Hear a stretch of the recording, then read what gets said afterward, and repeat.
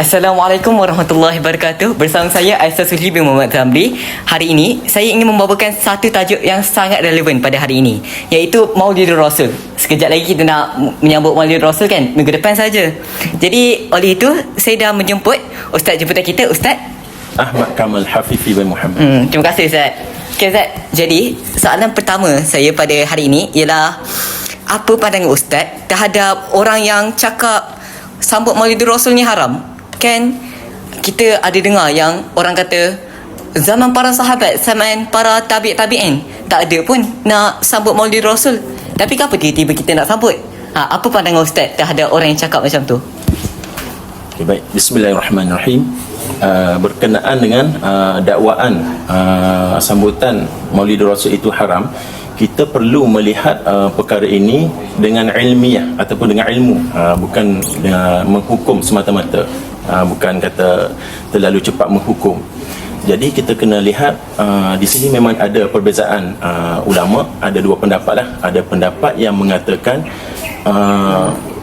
dibolehkan, dan ada satu pendapat lagi yang mengatakan tidak dibenarkan kita menyambut Maulidur Rasul ini.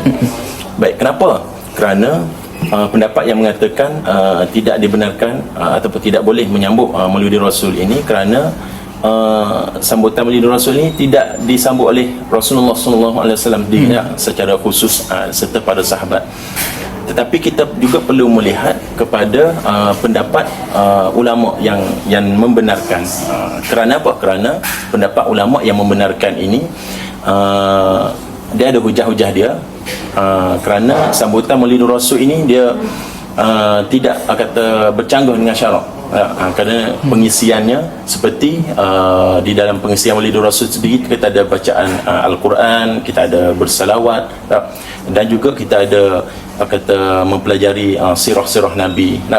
Dan juga dalam sambutan Maulidur Rasul itu sendiri dia mengajak umat kata masyarakat ni supaya lebih kata mengenali dan lebih kata mencintai Rasulullah sallallahu alaihi wasallam.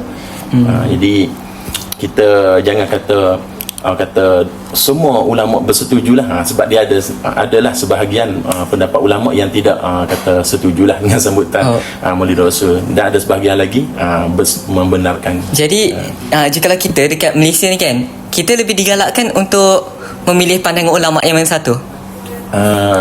Bagi ustaz sendiri lah, bagi ustaz sendiri, kita digalakkan untuk memilih panggil pandangan ulama yang membenarkan lah. Sebab kalau kita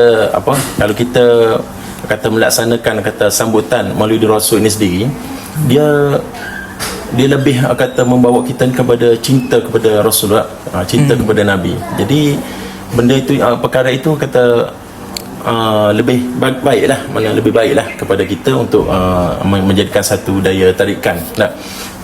Dan dia tidak bercanggah dengan syarak lah. Dia penting tidak bercanggah dengan syarak. Jadi Ustaz lebih bersetujulah untuk pandangan yang satu lagi tu lah, yang membenarkan untuk menyambut Maulidur Rasul. Okey, terima kasih Ustaz.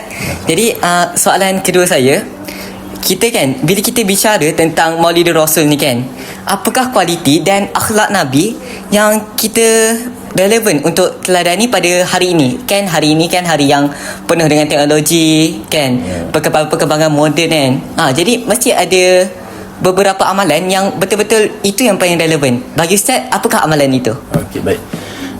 Kalau kita bercakap tentang sambutan Maulidur Rasul pada hari ini, bagi ustaz lah, bagi ustaz, antara akhlak Rasulullah sallallahu alaihi wasallam yang paling relevan pada hari ini ialah sifat amanah dan jujur. Sifat amanah dan jujur. Jadi Rasulullah sallallahu alaihi wasallam ni sebelum dia dilantik menjadi rasul lagi, Rasulullah ni telah dikenali di kalangan masyarakat Mekah sebagai Al-Amin. Apa itu Al-Amin? Al-Amin ni ialah seorang yang sangat orang yang sangat dipercayai. Jadi kita pun kena ambil sifat tersebut lah sebagai sifat yang sangat dipercayai. Baik, jadi sifat ini penting juga dalam kehidupan kita pada hari inilah. Contohnya sebagai seorang pelajar sendiri kan. Contoh sebagai seorang pelajar sendiri, perlu sifat kata jujur amanah ini. Contohnya bila mana guru memberi kata tugasan tugasan ataupun kerja sekolah, dia buat dengan usaha dia sendiri, dia tidak kata ciplak ataupun tiru kawan dan sebagainya. Selain itu, bila mana berada dalam dewan peperiksaan, dia menjawab kata soalan peperiksaan itu dengan usaha dia sendiri, yang kata dia tidak meniru kawan, kata tidak membawa masuk nota dan sebagainya lah. Itu juga satu sifat amanah dan jujur lah. Selain itu, jujur dengan guru dan jujur dengan ibu bapa. Okey, baik. Dalam konteks media sosial pada hari ini juga penting sifat kata amanah dan jujur ni. Contohnya, kita janganlah menyebarkan ataupun berkongsi sesuatu berita ataupun maklumat yang kita belum pasti kebenarannya. Maknanya belum tak sahih kita dah share tak. Tak boleh kira sekarang kita jenis nak famous tak. Biarlah aku ni jadi orang pertama yang menyebarkan maklumat ini. Tak boleh, kita kena tapis dulu. Tapis dulu, bahaya. Sebab bila kita menyebarkan sesuatu yang tidak benar ni menjadi fitnah lah. Jadi fitnah ini, dosa fitnah lebih berat daripada membunuh lah. Kita baca hadis. Okey, baik. Jadi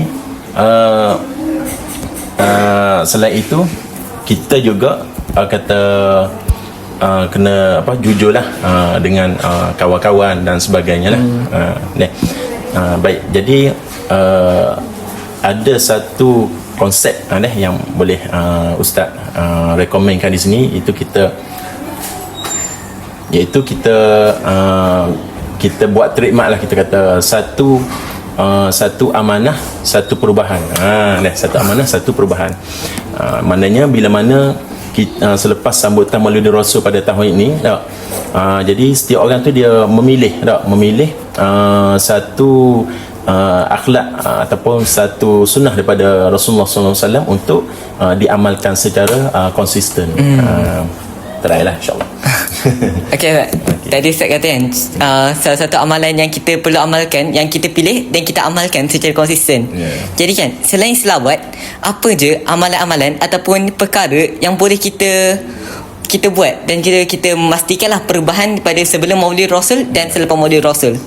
Dan kita istiqamah lah dalam benda tu.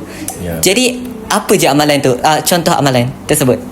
Okey, baik. Pada pandangan Ustaz, untuk kata melaksanakan amalan daripada sunnah Nabi tu, kita tidak perlu kata memulakan dengan sesuatu yang besar. Kita boleh bermula dengan sesuatu yang kecil dahulu, seperti senyuman. Tu benda yang simple. Kita nampak simple tetapi besar dia punya kesan dia kan. Selain senyuman, apa dia? Memberi salam. Sunnah Nabi kau. Selain itu, bertegur ataupun bertutur kata dengan baik. Jadi selepas ni, besok datang ke sekolah, cuba kata senyum beri salam kepada kawan-kawan, guru-guru. Tapi alhamdulillah, kita di sekolah SMA Al-Masriyah ni memang dah dididik lah, para pelajar semua bila bertemu guru saja memberi salam. Alhamdulillah lah. Baik, kemudian senyum. Senyum itu ada sedekah rab. Ada dalam sabda Nabi SAW, di mana hadis yang berbunyi al-kalimatu thayyibah sedekah. Nabi kata tak, kalimah yang percakapan yang baik itu adalah sedekah. Jadi kita bercakap dengan perkataan yang baik-baik lah. Janganlah kita bercakap dengan kawan kita tu dengan menggunakan kata perkataan-perkataan yang agak melampau, yang boleh menyebabkan kawan kita ni terasa hati. Kita ni tak boleh kira dah bercakap ni, kita tak bertapih. Kita tak bertapih, kita ikut sedap keluar di mulut. Masyaallah. Itu kita kena jagalah. Jadi kena jaga, kena perbaikilah. Kalau ada pada diri kita tu, kita kena perbaikikan lidah kita lah, supaya lepas ni keluar kalimah-kalimah yang baik. Kemudian kena biasakan memberi salam, kerana salam itu juga merupakan kata penyambung silaturahim. Dengan salam itulah membuatkan orang yang kita tak kenal jadi rapat dengan kita. Dia mula dengan salam. Macam mana kita boleh berkawan dengan dia? Mula dengan salam. Kita baru jumpa dia, Assalamualaikum. Lepas tu jadi kawan lah. InsyaAllah. Okay, soalan terakhir saya kan, bagi pendengar yang nak mulakan menghidupkan sunnah kan, apakah amalan dan akhlak yang paling mudah kita nak amalkan? Macam Kalau contoh kita nak suruh dia tahajud setiap malam, tak larat dah. Betul. Memang manusia-manusia sekarang ni kan balok semua. Betul. Jadi apakah yang paling mudah untuk kita amalkan? Okey, baik. Jadi kalau ditanya pada ustaz lah, apakah amalan yang paling mudah untuk diamalkan, seperti yang ustaz bagi contoh tadi lah, iaitu kita mula dengan senyum, memberi salam, biasakan diri memberi salam, bertutur kata yang baik. Baik.